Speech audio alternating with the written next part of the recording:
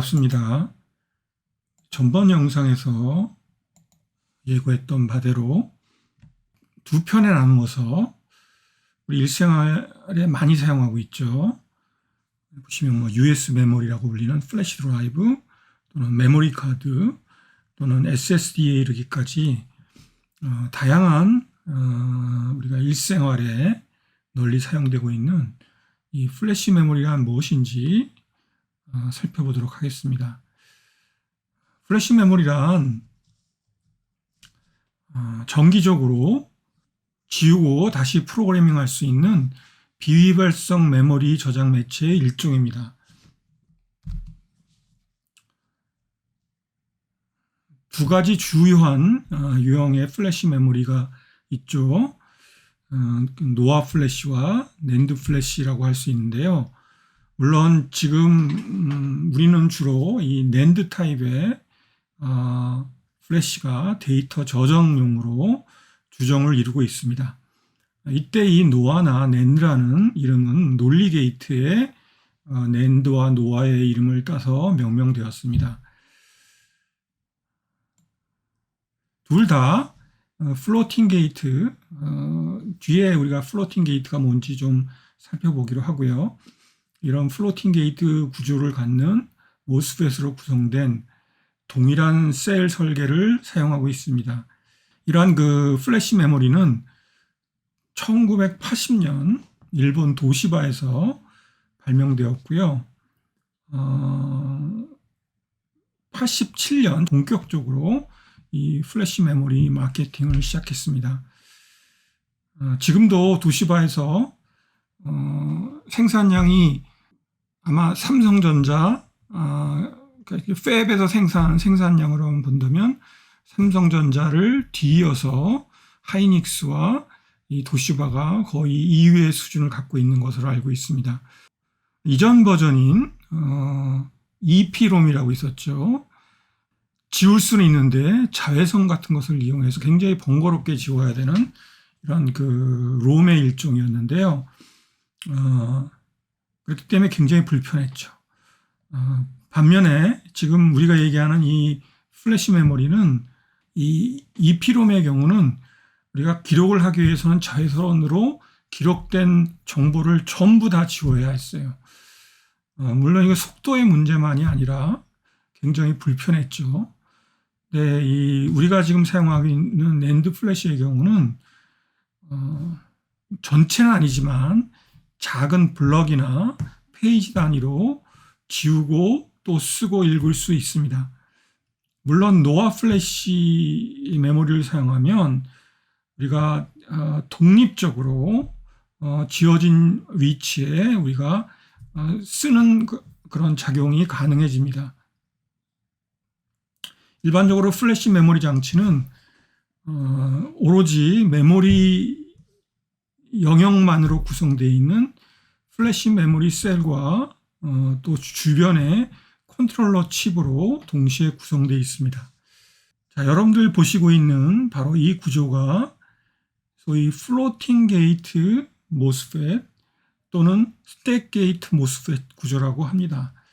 기본적으로 모스펫 구조와 매우 닮아 있죠.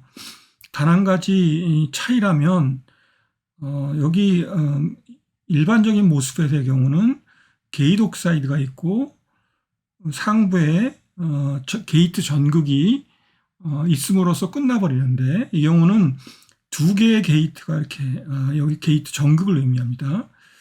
아래쪽에 있는 게이트 전극을 플로팅 게이트라고 불러요. 또 상부에 있는 게이트 전극을 우리는 컨트롤 게이트 또는 일반적인 그냥 게이트라고 부릅니다. 따라서 우리가 게이트의 전압을 인가할 때는 바로 이 컨트롤 게이트에 게이트 전압이 인가되고요. 따라서 이 중앙에 위치한 플로팅 게이트는 전기적으로 어디에도 연결되어 있지 않게 됩니다.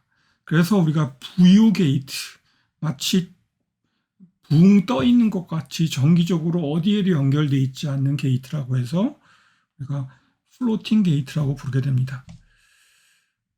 이 컨트롤 게이트와 플로팅 게이트 사이에는 우리가 게이트 옥사이드에 해당하는 여기서는 주로 블러킹 옥사이드라고 부르죠. 전기를 흐르지 않도록 막아주는 절연막이 존재하고요. 또 플로팅 게이트와 실리콘 기판 사이에는 매우 얇은 또 옥사이드가 존재하게 되는데요. 이 옥사이드를 터널링 옥사이드라고 합니다. 자, 보다 구체적인 얘기들은 우리가 얘기를 해가면서 좀 더 자세히 이런 각각의 구조들의 역할들을 우리가 살펴보기로 하고요. 자, 여기 보시다시피 스택 게이트 형태의 플래시 메모리는 조금 전에 얘기했죠. 1980년에 도시바라는 회사에서 후지오 마사오카라는 사람이 발명한 것으로 알려져 있습니다. 이때 이 마사오카의 동료인 소지 아리즈미라는 사람이 반도체를 우리가 칩을 만들어서 이전의 데이터를 지우는 과정은 자외선으로 지웠는데요. 이 경우는 이제 우리가 지금 사용하고 있는 이 플래시 메모리는 전기적으로 지우게 되죠. 그래서 매우 빠르게 마치 카메라 플래시를 연상시키는 그런 빠른 속도로 지워진다고 해서 이 플래시라는 용어를 만들었다고 합니다. 물론 기존의 EEPROM들과 구별하기 위해서 일종의 마케팅 용어라고도 할 수 있죠. 최초의 버전은 물론 이 이전에 PROM이 있었죠. PROM은 Programmable ROM이라고 합니다. 자, 이 PROM의 경우는 일에 한해서 우리가 어떤 내용을 기록할 수는 있어요. 여러분들 PROM 라이터라는 게 있습니다. 그래서 이 PROM 칩을 PROM 라이터에 이렇게 삽입을 시킨 다음에 여러분들이 원하는 프로그램을 한 뒤에 프로그램을 또는 데이터를 PROM 라이터에 기록시킬 수 있어요. 하지만 한번 이렇게 기록된 내용은 바꾸거나 지울 수 없습니다. 왜냐하면 이 PROM의 경우는 메모리의 구조가 한 비트가 퓨즈로 연결되어 있어요. 그래서 퓨즈가 연결되어 있으면 1로 읽히지만 만일 퓨즈가 끊어지게 되면 0으로 읽히게 됩니다. 보통 우리가 기록 과정에서는 굉장히 높은 전압을 걸게 되면 보통 12V에서 21V 사이에 이런 과도한 전압을 걸게 되면 퓨즈에 열이 남으로 인해서 퓨즈가 끊어지는 물리적인 과정이 이루어지게 됩니다. 자, 이런 초창기의 롬 버전을 PROM이라고 불렀고요. 지금도 비디오 게임기라든지 전자사전 이런 데 탑재돼서 사용되고 있죠.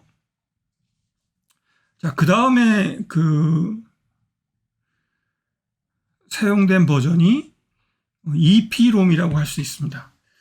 그런데 이 EPROM의 경우는 erasable 합니다. 그 얘기는 뭐냐면 우리가 프로그램도 할 수 있고 지울 수도 있는데요. 이 지우는 방법이 독특하게 자외선을 이용해서 지우게 됩니다.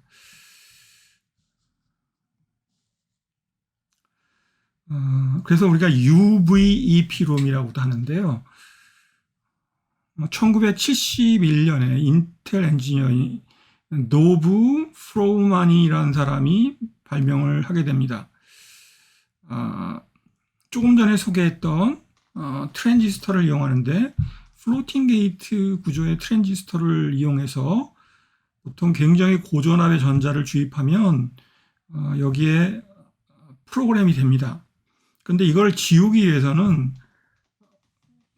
한 230나노 근방의 자외선을 반드시 쏘여줘야지만 전자는 게이트의 절연막을 통과해서 기록이 지워지게 됩니다. 보통 이런 UV 타입의 EPROM의 경우는 패키지 위에 석영 유리창이 있죠.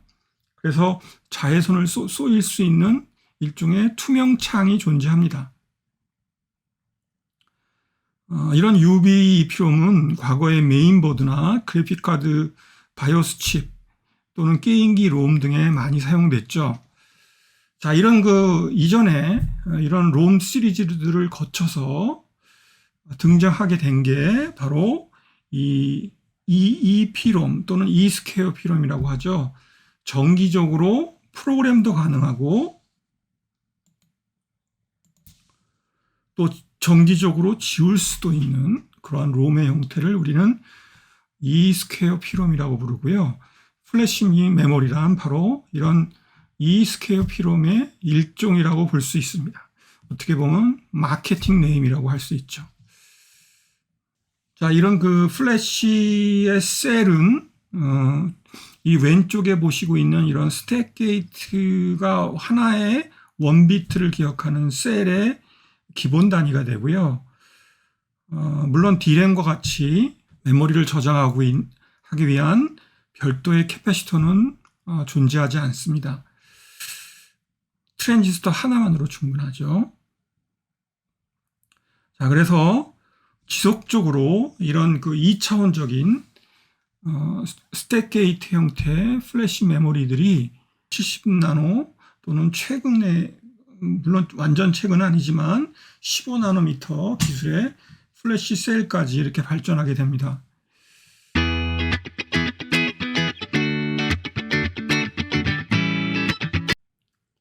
자, 그러면 그 기본 이런 스택 게이트의 모스펫이 어떻게 프로그램이 되는지 보다 구체적인 얘기는 다음 영상에서 살펴보기로 하고요. 기본적인 개념을 좀 살펴보도록 하겠습니다. 아까 얘기했듯이 두 개의 옥사이드 층이 있죠. 아래쪽에 존재하는 매우 얇은 옥사이드를 플래시셀에서는 터널링 옥사이드라고 합니다. 그리고 이 플로팅 게이트와 컨트롤 게이트 사이에 존재하는 비교적 좀 더 두꺼운 옥사이드 층을 우리가 블러킹 옥사이드, 이건 순수한 옥사이드로 우리가 만들기보다는 옥사이드와 실리콘 나이트라이드 그리고 옥사이드의 3층을 이용해서 이걸 우리가 ONO 구조라고 합니다. 그래서 이런 그 3층 구조를 이용해서 보다 효과적으로 전자들의 이동을 차단하는 그런 블러킹 옥사이드를 많이 사용하게 되는데요. 자, 그래서 아까도 얘기한 바와 같이 이 상부 쪽에 있는 게이트를 그냥 노멀 게이트 또는 그냥 컨트롤 게이트라고 하고요. 이 부유 상태에 있는 게이트를 플로팅 게이트라고 합니다. 보시다시피 이 컨트롤 게이트와 소스와 드레인 다 정기적으로 연결되어 있죠. 하지만 바로 이 중앙에 존재하는 플로팅 게이트만이 어디에도 정기적으로 연결되어 있지 못한 정기적인 부유 상태에 놓이게 됩니다. 단면을 보면 이렇게 생겼죠. 자, 이 모스펫의 N모스펫이라고 가정을 해봅시다. 이 N모스펫의 문턱 전압이 만일 1.5V라면 우리가 문턱 전압의 이상의 전압인 2V를 인가하게 되면 이 채널 지역에 다수의 전자들이 밀집돼서 보시다시피 소위 역전층을 만들게 됩니다. 우리 모스펫 영상을 통해서 이러한 내용들을 살펴봤죠. 자, 그런데 만일 굉장히 높은 과도한 게이트 전압을 걸면 어떻게 될까요? 좀 빨리 지나갔는데 다시 볼까요? 보면 이 채널 쪽에 있는 전자들이 이 얇은 터널링 옥사이드를 뚫고 이런 현상을 우리가 터널링이라고 부르는데요.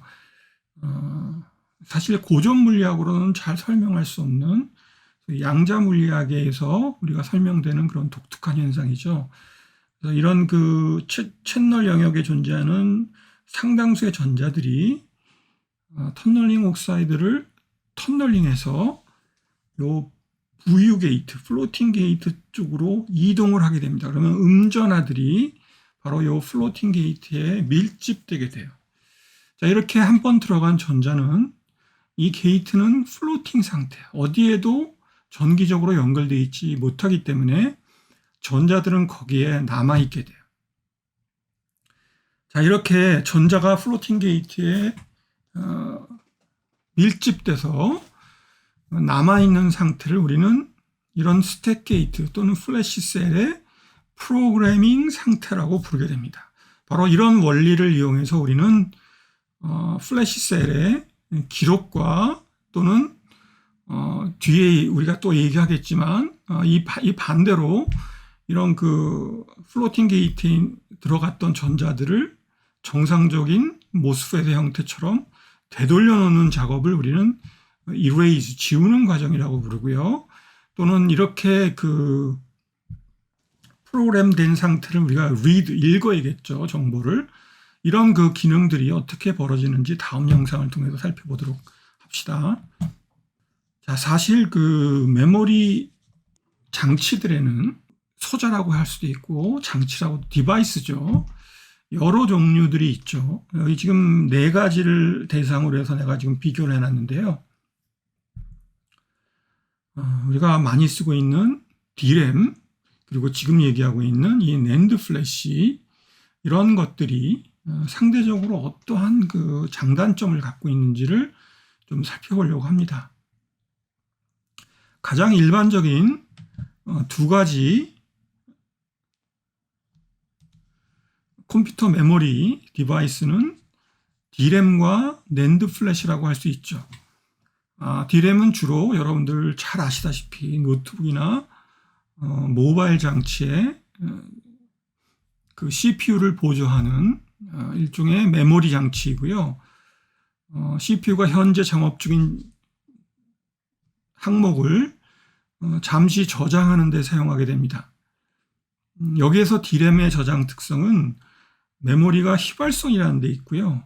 휘발성이란 D램의 모듈에 대한 전기 공급이 중단되면 저장된 모든 것이 즉시 지워지거나 잊어버리는 상태를 의미하죠.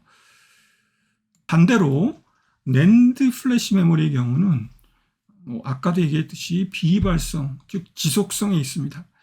정보를 저장하는 데 사용하는 논리 게이트의 유형인 낸드 타입에서 이름을 따온 거죠.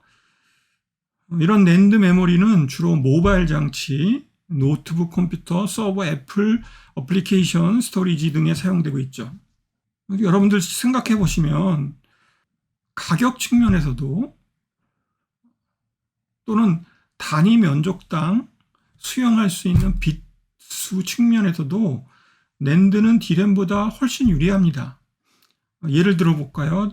지금 현재 2022년을 기준으로 한다면 우리가 여러분들이 SSD 내장 1TB SSD를 산다고 한다면요, 시장 가격으로 대략 미화로 한 $100 정도, 우리나라 돈으로 한 10만 원 정도, 10몇만 원 정도 아마 여러분들이 지불을 해야 될 겁니다. 1TB이 그렇죠. 반면에 D램은 지금 현재 주종을 이루고 있는 DDR4 32기가빗 모듈이 거의 비슷한 가격입니다. 즉 같은 가격대로 보면 SSD는 1TB이라는 굉장히 큰 용량을 제공하고 있단 말이에요. 뿐만 아니라 여러분들 잘 살펴보시면 비트당 모듈이 차지하는 부피도 SSD가 훨씬 작은 걸 알 수 있어요. 자, 이런 측면에서 낸드 메모리는 지속적인 비휘발성의 메모리 특성을 갖고 있고 가격도 싸고 밀도도 커요. 그런데 왜 우리는 여전히 D램과 같은 메모리를 사용하고 있을까요? 낸드는 데이터의 저장 측면에서 지속적이라는 측면이 있지만 중요한 3가지 단점이 있습니다. 그 첫 번째는 처리 속도. D램에 비해서 처리 속도가 우선 느리고요. 그 다음에 레이턴시라고 하죠. 이 레이턴시란 여러분들 실제 느끼는 속도인데요. CPU가 어떤 프로그램을 수행할 때 특정 지역의 어떤 파일을 읽어라라고 명령을 했을 때 그 파일을 읽을 때 D램을 통해서 그런 작업들을 수행하게 되는데, D램은 또 메모리 매체인 SSD나 하드디스크를 통해서 이런 것들을 읽어올 텐데요. 실제 그 CPU가 대기하는 시간을 의미합니다. 따라서 레이턴시란 짧을수록 작은 값일수록 빠르게 느껴지는 거죠.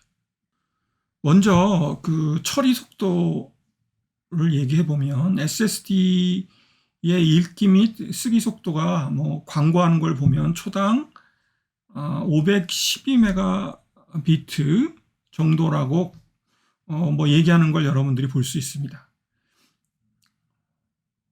이때 이 속도는 그 SSD라는 드라이브가 이러한 데이터들을 이러한 속도로 순차적으로 쓰거나 읽을 수 있다는 뜻입니다. 그런데 여러분들 그 실제 우리가 어떤 파일을 읽을 때는 이런 그 드라이브라는 건 랜덤 액세스가 안 되지 않습니까? 반드시 순차적으로 처음에 거를 우리가 액세스한 뒤에 그 다음 거를 액세스할 수 있죠. 그래서 순차적인 리딩이나 라이팅이 이루어져야 돼요. 그런데 만일 그 여러분들이 원하는 어떤 파일을 읽으려고 할 때 그 파일이 드라이브에 이렇게 조각이 나서 군데군데 흩어져 있다면 실질적으로 여러분들이 이런 리딩을 할 때 느껴지는 속도는 매우 느리게 느껴질 겁니다. 바로 이러한 그 실제 우리가 느껴지는 체감 속도, 즉 CPU가 대기해야 되는 시간을 레이턴시라고 하는데요. 예를 들어서 여러분들이 하드디스크에 있는 수천 장의 사진을 어떤 특정 디스크의 자리에다가 복사를 한다고 합시다. 이 경우와 어떤 큰 파일, 같은 그 수천 개의 그 사진이 아니라 이 굉장히 큰 용량의 하나의 파일을 복사하고 쓰는 속도를 비교해 봅시다. 당연히 여러분들 체감하는 속도는 하나의 파일을 같은 용량이라도 하나의 파일을 복사하는 속도가 훨씬 짧은 걸 알 수 있어요. 이것은 수천 개의 작은 파일들이 사진의 경우는 이 하드디스크든 SSD든 각 지역에 골고루 분할되어 있기 때문에 실제 이런 개별의 파일들을 액세스할 때 더 많은 시간이 걸린다는 거죠. 따라서 아까 얘기했던 처리 속도와는 별개로 이런 그 레이턴시, 실제 CPU가 대기해야 되는 시간도 매우 중요한데요. 여기 보시면 SRAM의 레이턴시를 1이라고 우리가 기준으로 놓았을 때 D램은 이거의 한 10배 정도 되고요. 낸드는 10만 배가 되는 걸 알 수 있어요. 사실 그래서 매우 느리죠. 이런 이유 때문에 뒤에 얘기하겠지만 낸드 플래시는 우리가 저장 매체로 사용할 수는 있지만 수시로 데이터를 쓰고 읽고 하는 빠른 속도를 요구하게 되는 소위 PC의 보조 메모리 기능인 D램과 같은 메모리에는 사용하는데 어려움이 있는 거죠. 또 하나의 그 낸드 플래시의 문제는요, 내구성입니다. 일반적으로 낸드 플래시는 해당 섹터에 수명이 다하기 전에 실제 자주 쓰고 지우고 하게 되면 결국은 낸드 플래시는 수명이 다해서 이제 오동작을 일으키게 되는데요. 우리가 보통 이 낸드 플래시의 경우는 해당 섹터에 한 100만 건, 10의 6승번이죠. 정도의 쓰기를 처리할 수 있다라고 보통 얘기합니다. 여기 보시면 10의 5승 사이클로 지금 표현되어 있는데요. 10의 5승에서 한 10의 6승 정도. 반면에 D램이나 반도체 계열의 그 D램이나 SRAM의 경우는 거의 무한대에 가깝죠. 사실 여러분들 D램이 고장나는 걸 거의 보지 못했을 겁니다. 근데 실질적으로 여러분들 그 컴퓨터를 사용하게 되면 낸드의 경우는 실제 읽고 쓰는 횟수가 매우 뜨문뜨문 일어나죠. 왜냐하면 우리가 드라이브 형태로 사용하기 때문에 필요할 때만 데이터를 저장하고 또는 읽고, 그래서 아주 우리가 쓰거나 읽는 그 빈도가 매우 낮은 거에 반해서 이런 D램과 같은 보조 메모리들은 CPU와 끊임없이 연동을 하면서 굉장히 빈번하게 쓰고 읽고 지우는 작업을 반복하게 됩니다. 그럼에도 불구하고 이 D램과 SRAM과 같은 칩들은 거의 무한대에 가까운 그런 그 내구성을 갖고 있는 것을 여러분들이 볼 수 있습니다.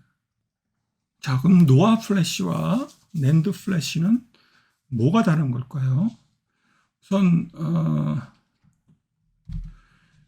낸드부터 봅시다. 아래쪽에 있는 낸드 플래시의 경우는 보시다시피 셀들이 이렇게 직렬 연결되어 있습니다.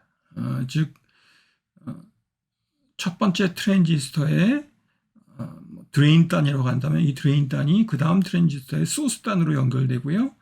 또 드레인이 소스로 연결되는 이런 직렬 연결 상태로 연결되어 있게 됩니다. 따라서 랜덤 액세스가 불가능하고요. 각 셀에서 순차적으로 데이터를 읽어내는 방식이어야만 합니다. 따라서 노아 플래시에 비해서 데이터를 읽는 리드 속도는 많이 느리게 됩니다. 하지만 나중에 잠깐 언급을 하겠지만 메모리의 블럭이 여러 개의 페이지로 나눠져 있기 때문에 쓰기나 지우기 속도는 오히려 노아보다 빠릅니다. 이런 리드 속도가 느리기 때문에 아까 같이 D램과 같은 컴퓨터의 보조 메모리로 쓰기는 알맞지 않고요. 반대로 어떤 저장 매체, 항구적으로 우리가 데이터를 저장하는 이동식 저장 매체에 잘 어울리는 방식이라고 할 수 있습니다. 반면에 노아 플래시는 이런 그 트랜지스터들이, 즉 플래시 셀들이 직렬이 아니라 병렬로 연결되어 있습니다. 따라서 데이터를 읽을 때 우리가 랜덤 액세스가 가능합니다. 따라서 리드 속도가 매우 빠르죠.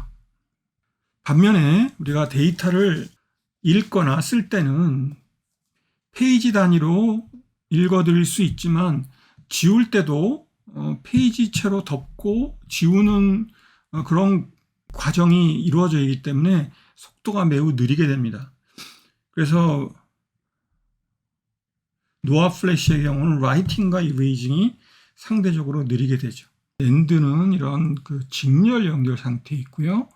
노아는 병렬 연결 상태에 놓여 있게 됩니다. 레이아웃, 하나의 셀의 레이아웃을 보시면요. 낸드의 경우는 셀 하나하나 한 비트를 담고 있는 이 유닛 셀들의 면적이 매우 작은 걸 알 수 있어요. 여기서 이 F란 피처 사이즈를 의미하고요. 뒤에 얘기하겠지만 비트라인과 비트라인이 달리는데요. 이게 워드라인이고 요 반대로 수직으로 달리는 걸 우리가 비트라인이라고 하는데 요 비트라인과 비트라인 사이에 요 간격을 원피치라고 하는데 요 피치의 반을 우리가 피처 사이즈 F라고 부르고요. 요 낸드는 약 EF, 요 피처 사이즈의 2배 정도의 너비를 갖고 있고 높이도 EF 정도. 따라서 셀 하나가 차지하는 면적이 약 4F 스퀘어 정도 됩니다. 반면에 노아 플래시의 경우는 각 셀마다 컨택에 뚫려야 돼요. 바로 이런 그 결정적인 이유 때문에 셀 하나가 차지하는 면적이 10F 스퀘어가 됩니다. 거의 낸드에 비해서 2배 이상의 그 큰 면적을 차지하게 돼요. 자, 아까도 얘기했듯이 D램과 매우 유사하게 이 플래시 메모리도 요 게이트를 연결한 라인들을 우리가 워드 라인이라고 하고요. 낸드의 경우는 이걸 하나의 스트링이라고 부르는데요. 요 스트링 단을 연결하는 요 종으로 연결된 이 라인을 비트 라인이라고 부릅니다. 자, 워드 라인과 비트 라인은 이렇게 상호 수직해서 교차하고 있고요. 아까도 얘기했듯이 노아는 읽기는 매우 빠르지만 상대적으로 지우거나 라이팅하는 속도가 느리다고 얘기했고요. 반면에 낸드의 경우는 읽는 속도가 좀 느려요. 하지만 굉장히 빠르게 지우고 라이팅할 수 있습니다. 지금 우리가 주로 사용하는 그 임시 저장 매체, 뭐 SSD나 플래시 드라이브 이런 용도는 사실 이런 그 어느 정도 느린 속도가 큰 문제가 되지 않죠. 그래서 이런 대용량의 데이터를 임시적으로 저장하는 이런 용도로는 바로 낸드 플래시가 적합한 매체인 것을 여러분들이 알 수 있습니다. 반면에 어떤 큰 파일을 읽는데 굉장히 빨리 읽어야 될 필요가 있는 어떤 프로그램 자체를 기억하는 그런 용도는 노아 플래시가 더 적합하겠죠. 자, 이렇게 해서 플래시 메모리란 무엇이고 기본적으로 어떠한 종류가 있고 어떤 구성을 갖고 있는지에 대해서 오늘 간단히 살펴봤습니다.